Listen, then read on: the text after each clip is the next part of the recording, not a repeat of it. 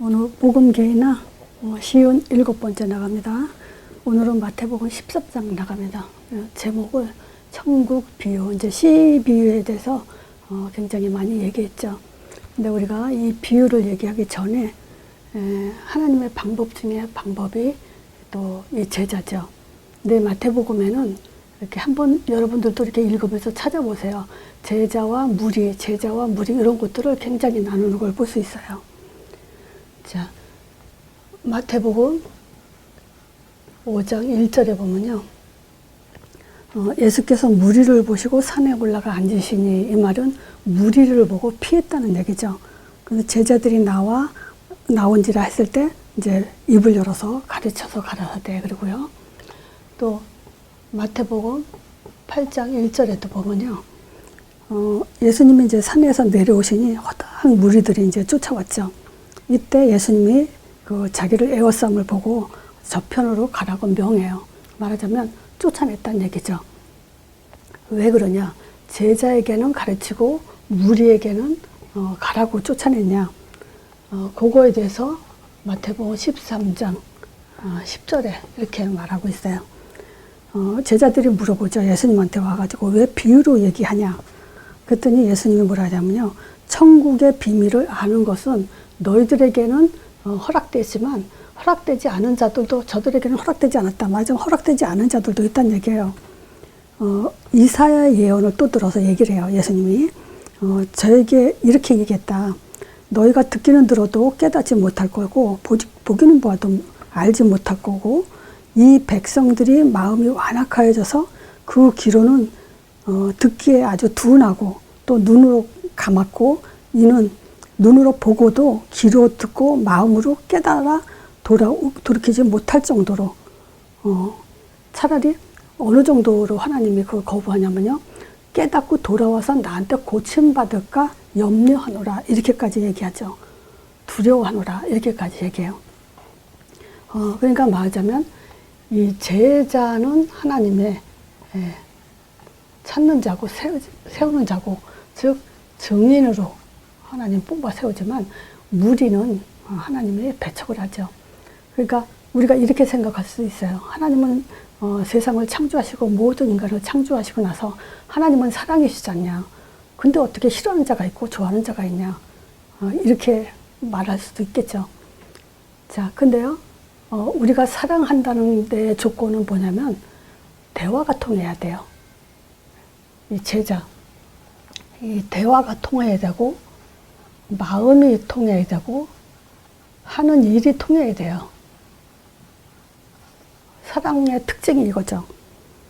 그렇기 때문에 하나님은 대화도 안 통하고 마음도 통하지 않고 하는 일도 통하지 않는 자에게 뭐 돼지 목에 진주를 걸어주지 않는다는 얘기도 하죠. 이 복음이 얼마나 귀한 것이면 아무에게나 주지 않는다, 이 얘기죠. 자, 그러면서 지금 이 비유 5가지를 얘기하죠. 첫 번째가 씨 뿌리는 비유예요.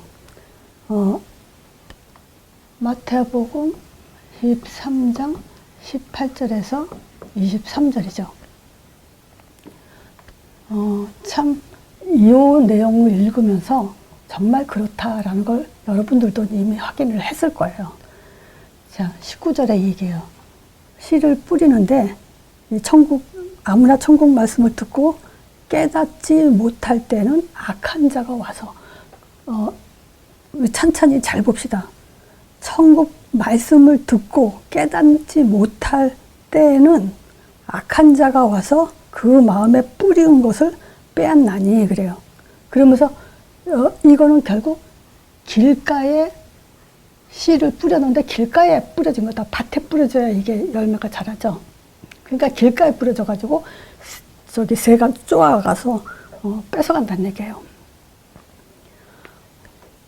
또 2번째는요. 돌밭에 뿌렸다는 것은 말씀을 듣고 즉시 기쁨으로는 받지만 그 속에 뿌리가 없어서 잠시 견디다가 말씀을 인하여 환난이나 핍박이나 이런 것들이 일어날 때는 곧 넘어지는 자라는 거예요. 돌밭이요. 즉 말씀을 받고 기뻐요. 근데 좀 문제가 터지면은 그냥 넘어져 버리는. 그러니까 뿌리를 내리지 못하는 돌밭이 있다. 또 22절에 보면요. 가시떨기 있어요. 요 가시떨기에 뿌렸다는 것은 말씀을 들으나 세상 염려와 재리와 유혹에 말씀이 막혀 결실을 얻지 못하고 있다. 이런 비유를 하고 있어요, 지금. 그러니까 보세요. 말씀을 분명히 들어요. 근데 깨닫지 못해요. 뿌리를 못 내려요. 또 말씀을 받았어도 염려와 근심 걱정과 세상의 유혹에 거기에 넘어짐으로 다 열매를 맺지 못하고 있다는 거예요. 근데 중요한 거는 이제 요거죠. 23절에. 좋은 밭이요. 요 좋은 밭에 떨어졌을 때는 뿌렸다는 것은 말씀을 듣고 깨닫는 자인데 결실이 그냥 결실을 맺었다가 아니라 100배 혹은 60배 혹은 30배 그 열매를 크게 거두는 그런 좋은 밭이 있다는 얘기예요. 우리가 옆에 봐도 알죠. 저 사람은 길가밭 같다, 돌밭 같다, 가시떨기 같다, 좋은 밭 같다. 진짜 성경 하나님은 벌써 아시고 이미 다 이런 것들을 기록해 봤을 때는 정말 그렇다라는 우리가 인정을 안 할 수가 없죠. 자, 좋은 밭은 뭡니까? 좋은 밭. 깨닫는 자예요. 말씀을 듣고 깨닫는다는 것은 뿌리를 내린다는 거예요.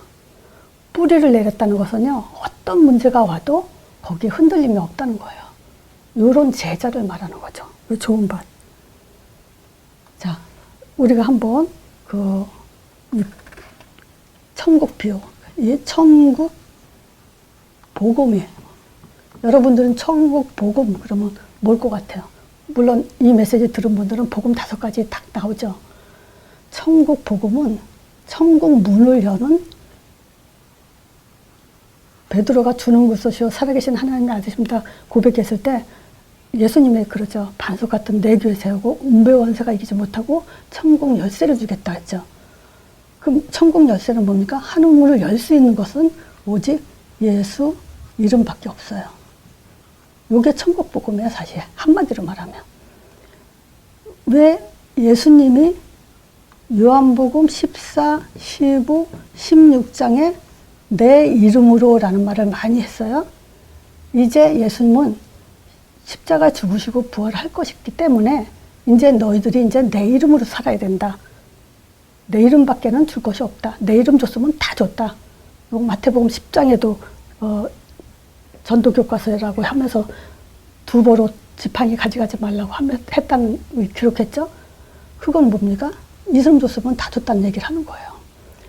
마태복음 1장 21절에 뭐라고 얘기하죠? 이제 아들을 낳을 거니 그 이름을 예수라라. 이는 그가 자기 백성을 저희에서 구원할 자다. 구원할 자다. 예수 이름으로 구원받는 거예요. 우리는 내가 잘 믿어서 하나님을 믿으니까 구원받는 게 아니고 교회 가서 예배드려서 구원받는 게 아니고 예수 이름을 영접하는 그 순간 우리는 하나님 자녀가 되잖아요. 그리고 언제 하나님이 우리와 함께해요? 기도 많이 한다고 함께하는 게 아니죠. 성령 역사해 주시옵소서, 성령 충만 주시옵소서, 뭐 사단계 막 뻑시게 한다고 해서 임마누엘이 아니에요. 예수 이름으로 분명히 하나님은 약속하셨죠. 우리와 함께 하신다고. 그래서 마태복음 3장 16절, 17절에 보면요. 예수님이 세례를 받으시면서 물에 올라오실 때 하늘문이 열리잖아요. 하늘문은 열린 그 열쇠는 바로 예수님이에요. 지금은 예수님 안 계시잖아요. 그래서 예수 이름 주고 갔잖아요. 예수 이름으로 하늘문이 열려요. 예수 이름으로 이제 마귀 다 꺾어놨죠. 이에 마귀는 떠나고 천사 나고 수전 들다고 했겠죠. 모든 흑암이 꺾이는 이름이에요. 이게 복음이에요. 그래서 복음과 종교 차이, 그것도 잘 지난주에 했을 거예요. 그거 우리가 잘 명심해야 됩니다. 자, 말하자면 좋은 밭은 바로 제자를 얘기하는데 이 제자는 천국 복음을 가지고 있는 자고 그 천국 복음은 곧 하늘문을 여는 열쇠로서 열쇠가 또 뭐냐? 내가 예수 이름 불러야 됩니다. 그래야 내가 열쇠를 가지고 있는 거예요. 그래서 예수 이름에 힘입어 다른 것으로 힘입으면 안 된다 그랬죠? 자, 이 성령, 이 사람들에게 이제 성령을 부어주는데 이 성령은 어떻게 역사할까요? 행전, 사도행전 속의 삶을 살아야 되는 것이 바로 이 제자의 삶입니다. 그래서 이 사도행전 1장, 2장 제가 계속 얘기하죠. 어차피 2장은 28장, 사도행전 28장까지 기록한 내용이에요. 제일 중요한 게 사도행전 1장, 2장이에요. 그래서 진짜 제자는 좋은 밭이 되는 것은 바로 이 성령의 인도, 성령의 사람, 성령 안에서 사는 사람이 참 제자고, 그것이 우리는 결국 뭐냐? 사도행전대로 우리 인생이 사라져야 되죠. 그렇게 가야 되죠. 그렇잖아요. 성령 역사 어떻게 했는지 이 사람 얘기하고 저 사람 이렇게 얘기하고 체험 얘기하고 응답받은 거 얘기하고 병 고친 거 얘기하고, 아 그게 성령의 역사인가 보다. 기준이 어디 있어요? 다 자기 기준이죠. 그렇지만 진짜 성령은 어떻게 역사했는지를 사도행전을 기록으로 남겼잖아요. 그래서 우리가 아 성령은 이렇게 역사하는구나 라는 걸 확인할 수 있는 거죠. 이게 안 되면 우리는 신앙생활, 참된 신앙생이라고 할 수가 없어요. 자, 그래서 복음, 이 제자는 바로 이 복음을 가지고 있어야 됩니다. 그래서 이 기준으로 제가 지었지만 이 기준으로 이제 CBU 두 번째가 뭐냐면요, 가라지 비유예요. 교회 안에 진짜가 있고 가짜가 있어요. 천국은 좋은 씨를 제 밭에 뿌린 사람과 같아요. 근데 여기서 무슨 일이 벌어지냐면요, 사람들이 잘 때 그래요. 그건 뭐냐면 영적인 그런 제자들이 영적으로 살지 못하고, 뭐 제자는 영적으로 살겠죠. 근데 제자라고 하는 사람들이, 진짜 제자는 결국 가라지인지 제자인지는 성경에 말씀한 대로 구분되게 돼 있어요.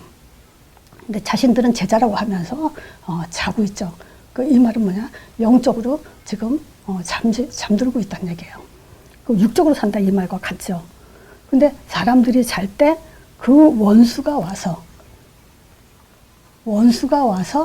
가라지를 뿌리죠. 그 싹이 나고 결실이 할 때 보니까 가라지도 보여요. 제자들이 와서 물어보죠, 사람들이. 우리가 분명히 좋은 씨를 뿌렸는데 어떻게 이게 나올 수가 있냐 그러죠. 그러니까 예수님이 그러죠. 가라지를 뿌려서 그렇다고. 그러니까 이걸 가라지 뽑아버립니까? 그랬더니 예수님이 놔두라 그러죠. 어차피 둘 다 추수할 때 함께 거두는데 추수꾼들에게 가라지는 불에 사르라고 그렇게 할 거라고 하니까 그냥 놔두라 그러죠. 그래서 가라지 비유는 결국 뭐죠? 신자들이 정말 제자의 삶으로 가지 못하면요, 가라지가 될 수밖에 없어요. 깨닫지 못하면요, 악한 자한테 뺏겨요.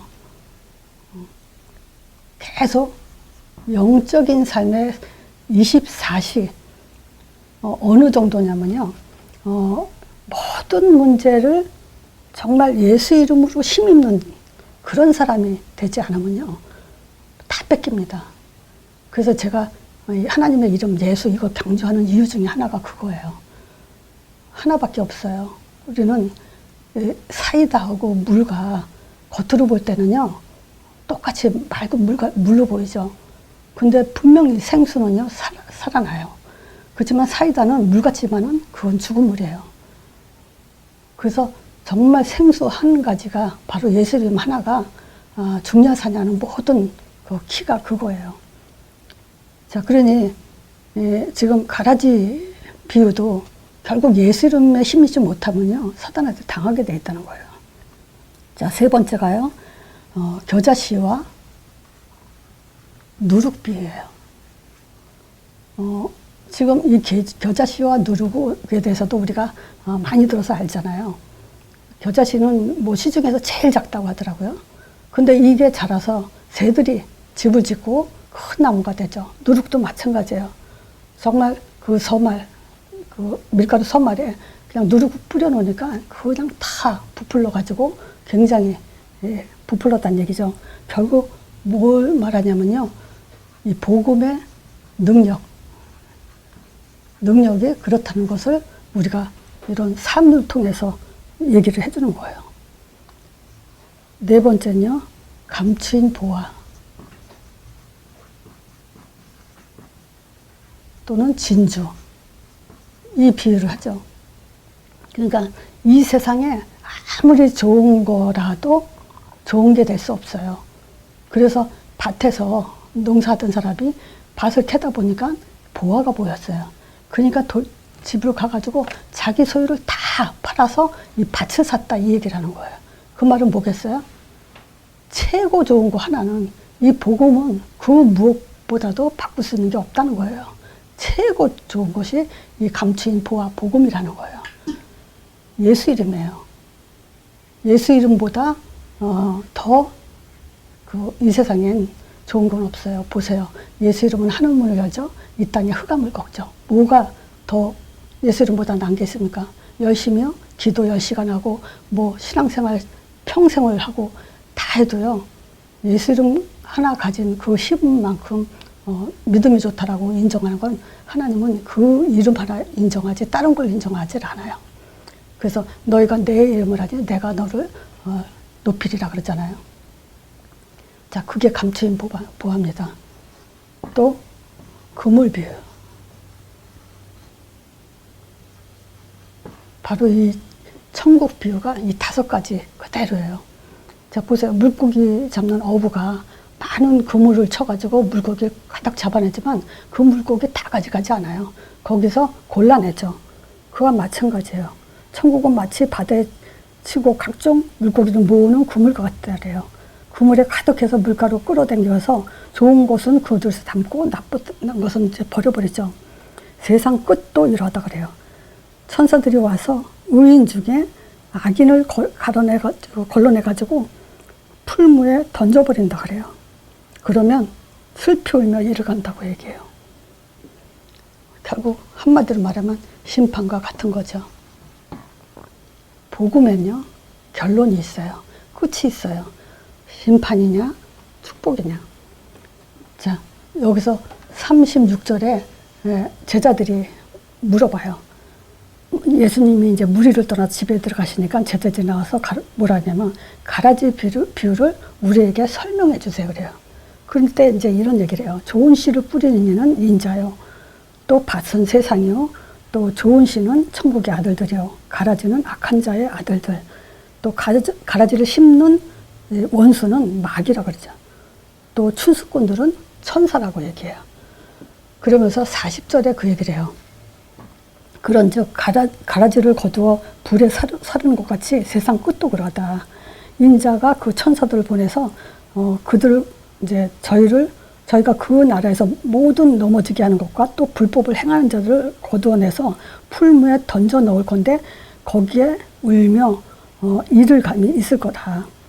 43절에 그때 의인들은 자기 아버지 나라에서 해같이 빛나는데, 이 얘기가 중요해요. 귀 있는 자들은 들을지어다.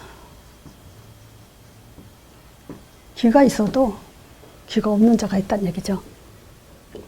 자, 우리가 이 천국 비유를 얼마나 중요하게 여기서는지 5가지로 이렇게 비유를 얘기했겠습니까? 다시 말하면요, 예수 이름이에요. 예수 이름은 진짜 참된 복음의 씨고요.